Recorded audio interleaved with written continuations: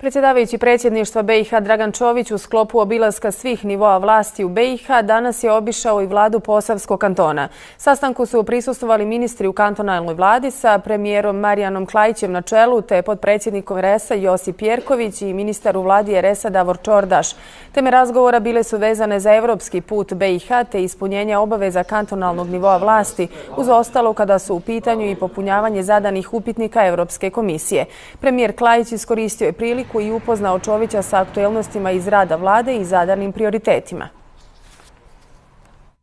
Upoznali smo predsjednika da smo mi ispunili uvjete kad je u pitanju popunjavanje obrazaca, odnosno upitnika Europske komisije, da ispunjavamo sve one obaveze koje su u izvršnoj vlasti kad je u pitanju funkcioniranje izvršne vlasti, donošenje proračuna, realizacija proračuna. Mislim da izvršna vlast i zakonodavna vlast u Županiji Posavskoj čini značajne napore da potpuno stabilizira sve odnose na ovom prostoru i u tome želim do kraja pomoći i dalje.